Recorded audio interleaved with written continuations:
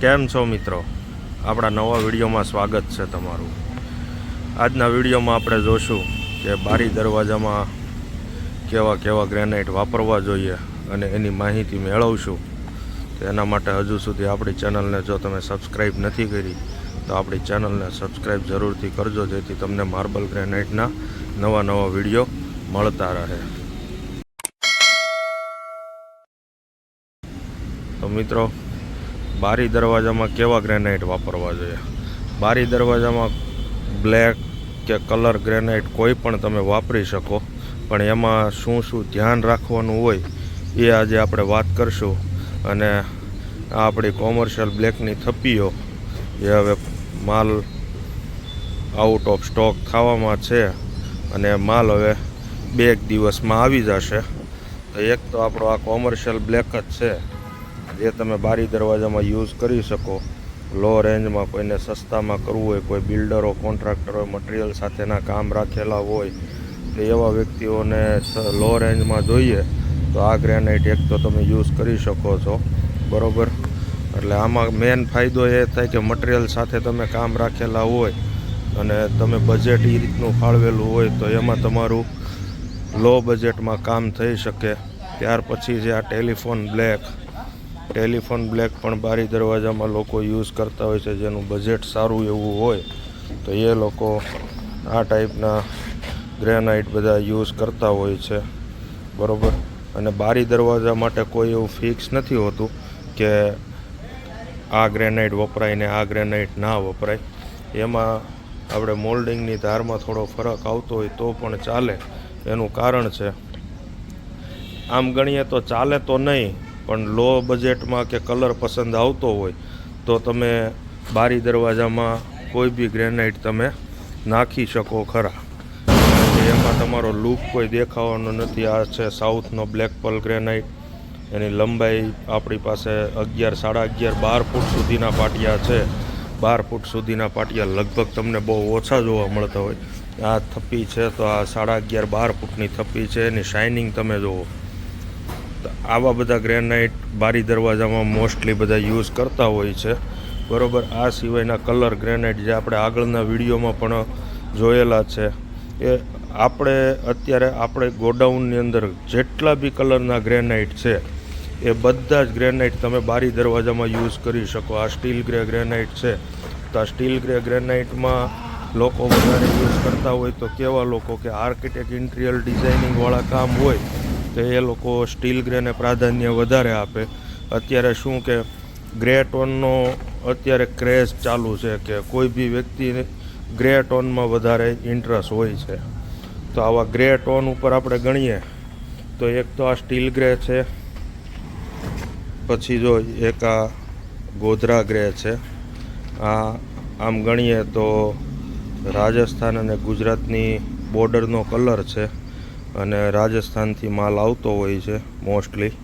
અને હવે તો ધીરે ધીરે આપણે ગુજરાતમાં પણ માર્બલની ફેક્ટરીઓ તૈયાર થવા મળી છે, તો ત્યાંથી પણ ઘણી વખત મળી રહેતો હોય છે। હજુ બીજા ગ્રે ટોનના કલર તમને બતાવીએ। આ ચેરા ગ્રે ગ્રેનાઇટ છે, બરાબર। આ ટાઈપના કલરો બધા બારી દરવાજામાં યુઝ કરે છે મોસ્ટલી। અને એ સિવાય તમે આપણી પાસે આટલા કલરો પડ્યા છે, ટોટલ આપણી પાસે અત્યારે 50થી પણ વધારે કલર છે, જે લગભગ અંકલેશ્વરમાં કોઈ પાસે નહીં હોય। આપણી પાસે 50થી પણ વધારે કલર છે। પછી જો એક આ કલર બી છે, આ પણ તમે બારી દરવાજામાં યુઝ કરો, અથવા તો તમને બ્રાઉન ટોનમાં પસંદ આવે તો આ બ્રાઉન ટોનના કલરો છે। એક જો આ છે સ્પાર્કલ બ્રાઉન છે, પછી આ ઓરેન્જ બ્રાઉન છે। આ કરીમનગરથી આવે છે, આંધ્રપ્રદેશમાંથી, તેલંગાણા સ્ટેટમાં કરીમનગર સિટી છે, આ ત્યાંનો કલર છે। એવી રીતે મેં તમને કીધેલું કે ટેન બ્રાઉન આવે છે તો ત્યાંથી આ લેધર બ્રાઉન છે, આ બેંગ્લોરથી આવે છે। તો આવા બધા ગ્રેનાઇટ તમે બારી દરવાજામાં યુઝ કરો। બાકી મજબૂતાઈની વાત કરીએ તો તમે રાજસ્થાનનો ગ્રેનાઇટ લ્યો કે સાઉથનો ગ્રેનાઇટ લ્યો, એ હવે કોઈ ફરક રહ્યા નથી। અને અત્યારે બારી દરવાજા માટેનો જ આ ગ્રેનાઇટનું લોડિંગ ચાલુ છે। ચેરા ગ્રેનાઇટનું લોડિંગ થાય છે કર્ણાટકમાં બેંગ્લોર સાઈડથી આ માલ આવે છે। એક આપણે બંગલો બને છે એક પાર્ટીનો, તો એમને ત્યાં આપણે આપવાનું છે, ને સાથે સાથે આપણે ટાઇલ એડહેસિવ પણ પથ્થર લગાડવા માટે આપવાનું છે. તો એનું લોડિંગ અત્યારે ચાલુ છે, બરાબર. તો આ રીતના બધા ગ્રેનાઇટો બારી દરવાજામાં યુઝ કરતા હોય. પછી આ મેટ ફિનિશમાં આપણે આગળના વિડીયોમાં જોયું દાદર ટપ્પા છે. ફ્લોરિંગમાં તમારે લગાવવું હોય તો મેટ ફિનિશમાં તમે આવા ગ્રેનાઇટ લગાવી શકો. તમારા ઘરની આગળ ઓટલાનો ભાગ હોય અને ફ્લોરિંગમાં તમારે ગ્રેનાઇટ લગાવવું હોય તો પોલિશવાળા તો લગાવી જ શકો, પણ કોઈને એવું હોય કે આપણે ભાઈ સ્લીપ ના થાય એવો ગ્રેનાઇટ લગાવવો છે ફ્લોરિંગમાં, તો ફ્લોરિંગમાં તમે મેટ ફિનિશમાં પણ તમે લગાવી શકો. પછી ઘણી વખત ઘણી ફેક્ટરીઓ બનતી હોય તો એમાં ફ્લોરિંગમાં નાખવાનો હોય, જેમ કે ફાર્મા પ્લાન્ટ હોય તો ફાર્મા પ્લાન્ટમાં કેવું હોય કે રજ ના આવે, એના માટે સ્પેશિયલ તમારે ફ્લોરિંગ ફરજિયાત સારું કરવાનું આવતું હોય. તો ફ્લોરિંગમાં તમારે લો બજેટમાં કોઈ લાઇટ કલર યુઝ કરવો હોય તો એક આ પી વ્હાઇટ કલર છે, આ કલર તમે ફેક્ટરીમાં યુઝ કરી શકો. આપણે અંકલેશ્વરમાં એક ફેક્ટરીમાં હમણાં જ તૈયાર થઈ છે અને એના ફ્લોરિંગમાં આ ગ્રેનાઇટ વાપરેલો છે. આપણે ક્યારેક ત્યાં વિઝિટ કરશું ત્યારે એનો વિડીયો પણ બનાવશું, અને પોસિબલ હશે તો ટૂંકા ગાળામાં 2-4 દિવસમાં જ આપણે એનો વિડીયો બનાવીને મૂકશું. તો આપણી ચેનલને તમે હજુ સુધી સબસ્ક્રાઈબ નથી કરી તો આપણી ચેનલને અવશ્ય સબસ્ક્રાઈબ કરી દેજો. અને આ છે આપણું આખું ગોડાઉન, જોઈ લો આમાં કેટલા ગ્રેનાઇટ પડ્યા છે. તો આટલા ગ્રેનાઇટમાંથી તો તમને કોઈ પણ એક કલર તો પસંદ આવી જ જાય, કારણ કે આ કલર ગ્રેનાઇટ છે. પછી સામેના શેડમાં આપણે બ્લેક ગ્રેનાઇટ રાખીએ છીએ અને હજુ નવા કલરો લાવવાની પ્રક્રિયા ચાલુ જ છે. એટલે દિવસે ને દિવસે આપણે કલર વેરાયટીઓ વધારતા જઈએ છીએ, બરાબર. જો આ ફ્લોરિંગ માટે તમે પી વ્હાઇટ ગ્રેનાઇટ યુઝ કરી શકો. આ લો બજેટમાં તમારું કામ થઈ જાય. કોટાના ભાવમાં કોટાના જેટલા રૂપિયા થાય એટલા રૂપિયામાં ગ્રેનાઇટનું ફ્લોરિંગ આઈ થિંક થઈ જાય. થોડો ઘણો ફરક પડતો હોય છે, લાંબો કોઈ ફરક પડતો નથી, કારણ કે અમે એ બધું ગણતરી કરીને આપણે એક ફેક્ટરીમાં યુઝ કર્યો હતો, ત્યાં કોટા જ નાખવાના હતા અને એ પાર્ટીએ પી વ્હાઇટનું ગ્રેનાઇટનું ફ્લોરિંગ કરેલું છે. તો એ પણ આપણે આગળ એક વિડીયો બનાવીને બતાવશું, ત્યાં વિઝિટ કરવા જશું તો, અને પોસિબલ હશે તો 1-2 દિવસમાં જ આપણે એનો વિડીયો બનાવીને બતાવશું કે પી વ્હાઇટ ગ્રેનાઇટનું ફ્લોરિંગ કેવું લાગે. અને ઘણી વખત કેવું હોય કે લોકોને ફાર્મા પ્લાન્ટની અંદર એપોક્સી ફ્લોર કરવાનો હોય, તો એપોક્સી ફ્લોર કરવાનો હોય એટલે તમારે ફ્લોરિંગ વ્યવસ્થિત અને સારું કરવું પડે. એમાં અનફિનિશ ફ્લોરિંગ ના ચાલે, એના માટે તમારે ગ્રેનાઇટ ફ્લોરિંગમાં નાખવાનો હોય છે, બરાબર.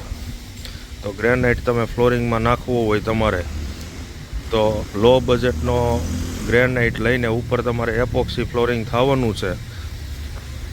તો કલરથી કોઈ મહત્ત્વ નથી, તો આપણો કોમર્શિયલ બ્લેક જે ગ્રેનાઇટ છે એ પણ યુઝ કરી શકો.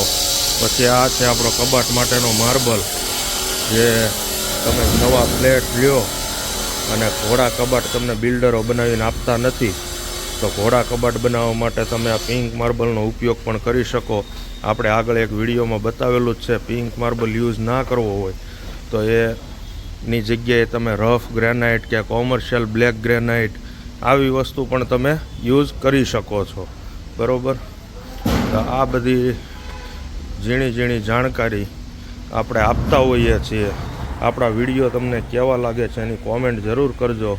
અને જો હજુ કાંઈ અમારે આમાં વિડીયો બનાવવામાં કોઈ મિસ્ટેક આવતી હોય તો એની પણ તમે અમને જરૂરથી કોમેન્ટ કરજો, કારણ કે આપણે પણ હજી નવું ચાલુ કરેલું છે. તમને બધાને ખબર જ છે વિડીયો બનાવવાનું ને યુટ્યુબ ઉપર મૂકવાનું, તો કંઈક ને કંઈક ભૂલ આવતી હોય છે. એવી કંઈ ભૂલ તમને જણાય તો જરૂરથી અમને તમે કોમેન્ટ કરજો, તો એમાં અમે સુધારા કરવાની ચોક્કસ ટ્રાય કરશું, બરાબર. તો આવી નવી જાણકારી મેળવવા માટે હજુ સુધી આપણી ચેનલને તમે સબસ્ક્રાઈબ નથી કરી તો આપણી ચેનલને તમે અવશ્ય સબસ્ક્રાઈબ કરી દેજો. વિડીયો સારા લાગે તો લાઈક, શેર અને કોમેન્ટ જરૂર કરજો.